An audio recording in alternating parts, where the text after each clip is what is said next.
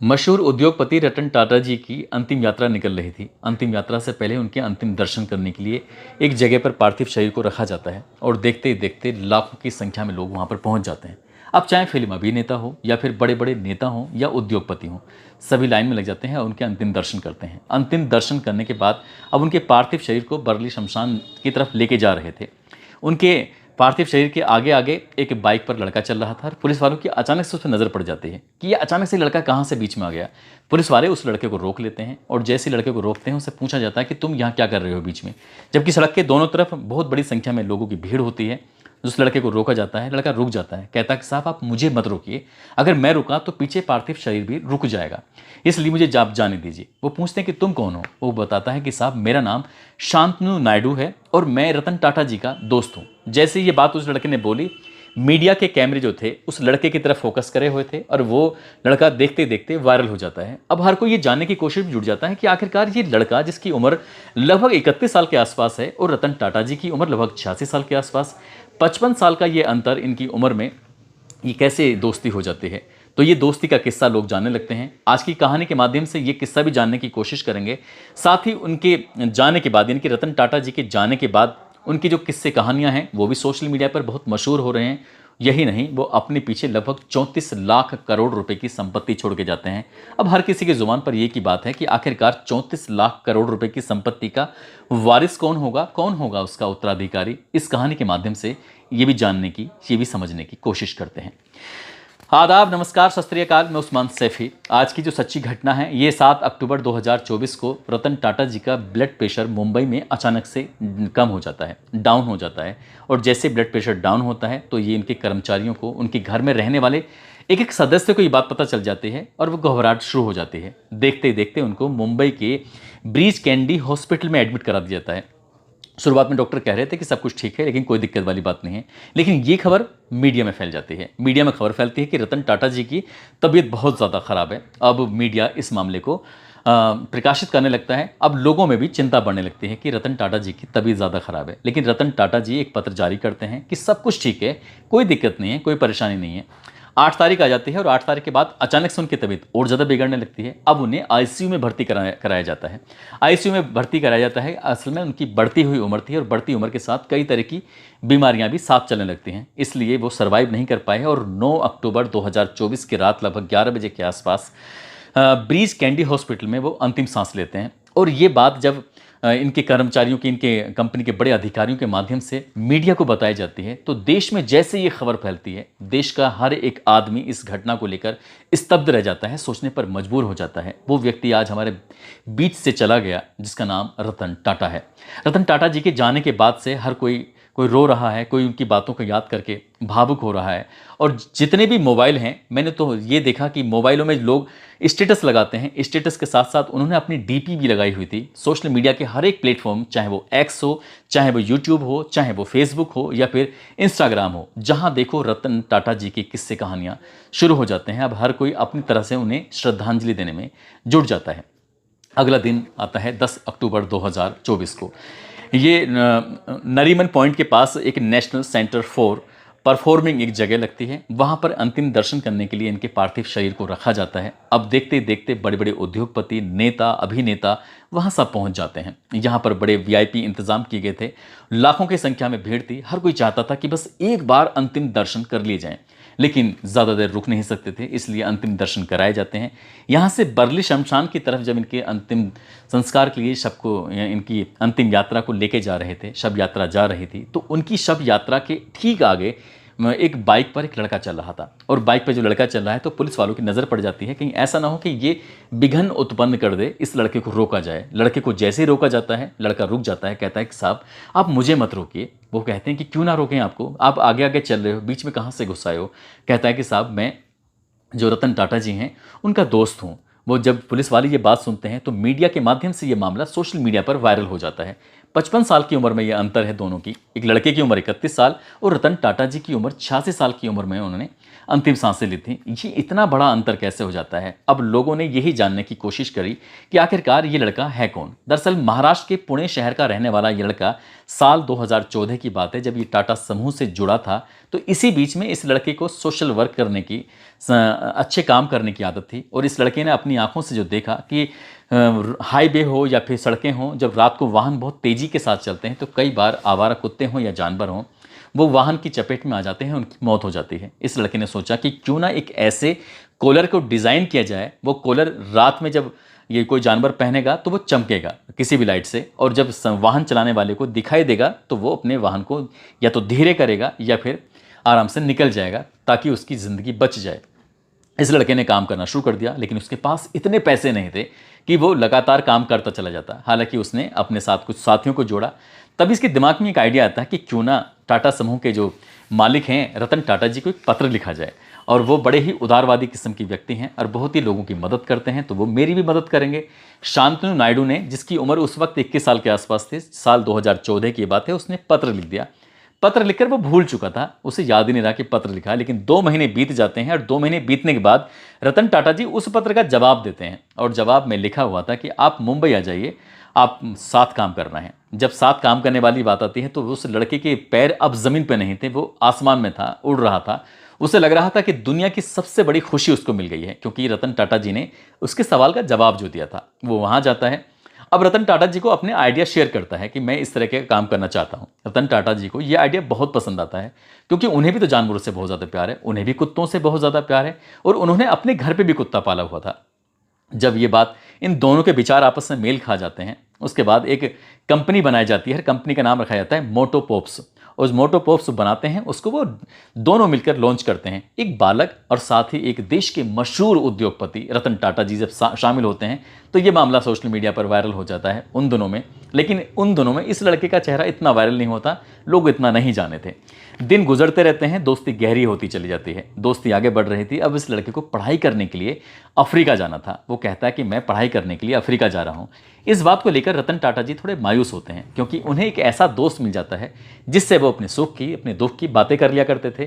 कहीं जाते थे तो वो साथ भी चले जाया करते थे। अब ये थोड़े अकेले से महसूस होते हैं, लेकिन वो लड़का शांतनु नायडू कहता है कि मैं वापस लौट कर आऊँगा आपके पास, मुझे पढ़ने के लिए जाना है।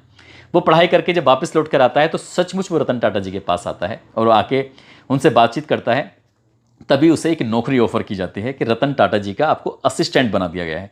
वो खुश हो जाता है, क्योंकि उसे काम करना था।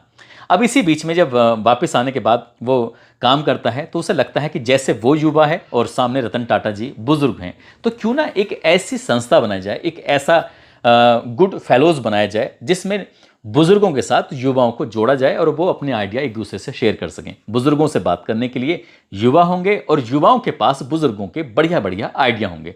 2022 में जब ये इसको लॉन्च कर देते हैं तो इनकी दोस्ती की जुगलबंदी चलने लगती है। रतन टाटा जी को ये आइडिया भी बहुत ज़्यादा पसंद आता है। लेकिन वक्त का पहिया आगे बढ़ता है और 9 अक्टूबर 2024 की रात लगभग 11 बजे के आसपास रतन टाटा जी ने जब अंतिम सांसें लीं और उनके जाने के बाद ये शांतनु नायडू बहुत ज़्यादा मायूस हो जाता है। वो रोता भी है और रोते रोते अपने कुछ लाइनें लिखता है सोशल मीडिया पर। वो कहता है कि इस दोस्ती ने मेरे अंदर खालीपन छोड़ दिया है, मैं अपनी बाकी की ज़िंदगी उसे भरने की कोशिश में बिता दूंगा।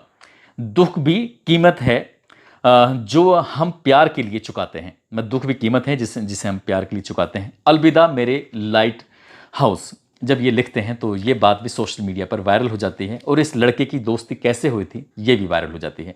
दरअसल ये कोई पहला किस्सा नहीं है।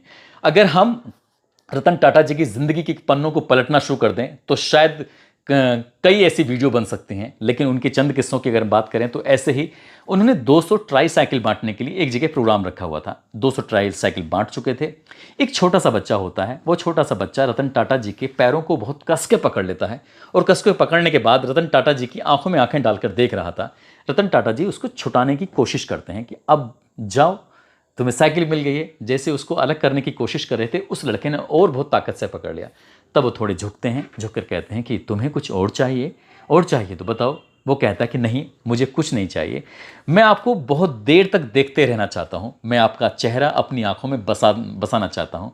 जब मैं स्वर्ग में जाऊँगा और आप मुझे वहाँ मिलोगे तो जैसे मैं थैंक यू यहाँ बोल रहा हूँ वैसे थैंक यू मैं वहाँ भी बोलना चाहता हूँ। रतन टाटा जी ने ये बात जब सुनी तो उनकी भी आंखें भर आती हैं। सोचने पर वो भी मजबूर हो जाते हैं कि कोई इतना प्यार कैसे कर सकता है। ये कोई किस्सा नहीं है, इसके अलावा और भी किस्से हैं। जैसे क्या, IBS सॉफ्टवेयर कंपनी के चेयरमैन होते हैं BK मैथ्यू। उनको मीटिंग करनी थी रतन टाटा जी से।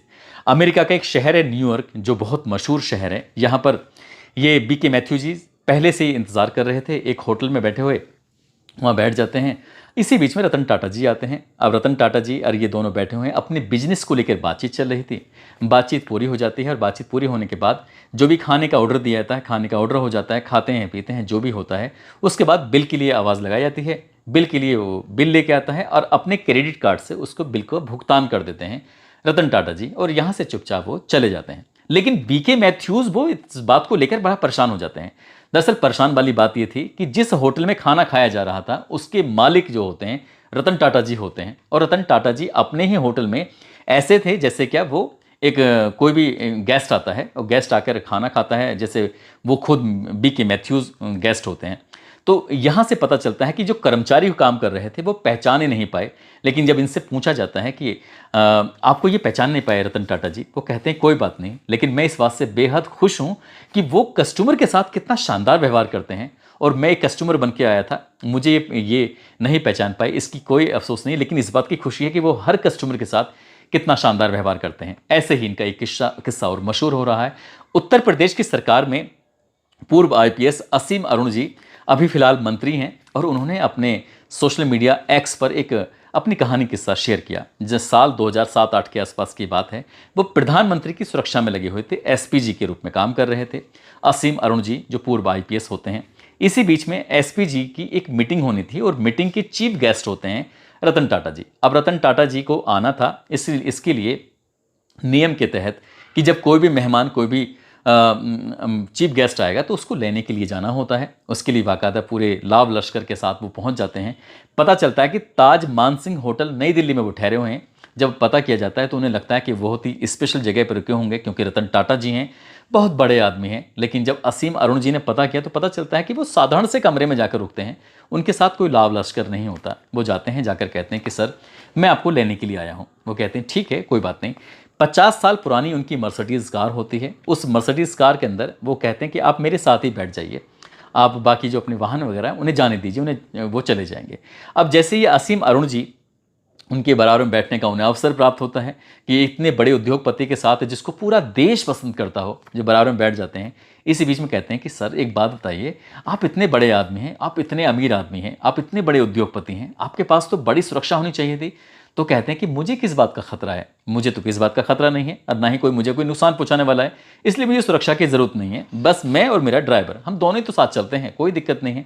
अब ऐसी बात आती है, वो कहते हैं कि एक सेक्रेटरी तो होना चाहिए, कम से कम इतने सारे फ़ोन आते होंगे, एक फ़ोन उठाने के लिए। वो कहते हैं कि मुझे अभी इस बात की ज़रूरत महसूस नहीं हुई। इसी बीच में वो चुपके से SPG पायलट लगा देते हैं। यानी कि आपने देखा होगा बड़े बड़े लोगों की सुरक्षा में, जैसे मंत्री हो, मुख्यमंत्री हो, और उससे भी बड़े जो SPG पायलट लगते हैं तो आगे पीछे उनके वाहन हो जाते हैं। और जब ये बात रतन टाटा जी को पता चलती है तो रतन टाटा जी कहते हैं कि देखो आप प्लीज़ इसको हटवा लीजिए, मुझे बड़ी असहज महसूस हो रहा है। ये बात असीम अरुण जी अपनी कहानी के माध्यम से बताते हैं कि SPG पायलट अगर किसी के सामने लग जाए तो वो कॉलर चौड़ा कर सकता है, अपना हवा में आ सकता है। लेकिन रतन टाटा जी ने हाथ जोड़ते हुए मना कर दिया कि प्लीज़ ये हटा लीजिए, हम ऐसे ही सादगी के साथ चलेंगे। तो ये किस्सा जब वो अपना शेयर करते हैं तो शेयर करने के बाद लोगों को बड़ा आश्चर्य होता है कि वाकई वो बड़ी शानदार व्यक्तित्व के धनी होते हैं। लेकिन एक चीज़ और लगातार वायरल हो रही है, और वायरल ये हो रही है कि जब रतन टाटा जी इस दुनिया से अलविदा लेते हैं, चले जाते हैं, तो लगभग 34 लाख करोड़ रुपए की संपत्ति अपने पीछे छोड़ जाते हैं। वो 13 ट्रस्ट के मालिक होते हैं। दरअसल 13 ट्रस्ट के मालिक होते हैं, और इनके पास जो इनकी संपत्ति की कीमत आंकी जाती है वो 34 लाख करोड़ रुपए के आसपास होती है। इससे पहले कि हम इसमें आएँ, हम थोड़ा सा ये इतिहास के कुछ आईने में झांकने की कोशिश करते हैं। ये जो कहानी शुरू होती है नुसीर वानजी टाटा से शुरू होती है। उनको एक बेटे होते हैं जिनका नाम जमशेद जी एन टाटा रखा जाता है। उनकी शादी होती है हीराबाई दाबू जी से, और हीराबाई दाबू जी के 3 लड़के होते हैं। एक का नाम सर दोराब जी टाटा होता है, एक का नाम धुनबाई टाटा होता है, और तीसरे सर रतन टाटा होते हैं। उनकी शादी होती है नवाज बाई से, और उनकी कोई औलाद नहीं होती, तो वो नवल टाटा को गोद ले लेते हैं। नवल टाटा को गोद लेते हैं तो नवल टाटा जी की जो शादी होती है, सुनी नाम की महिला होती हैं, उनके साथ शादी होती है। सुनी जी को 2 बच्चे होते हैं, उनका एक का नाम होता है रतन टाटा और दूसरे बेटे का नाम होता है जिमी टाटा। दरअसल ये शादी ज़्यादा दिन टिक नहीं पाती, लगभग 10 साल के आसपास ये शादी टिक पाती है और ये उनसे तलाक ले लेते हैं सुनी जी से।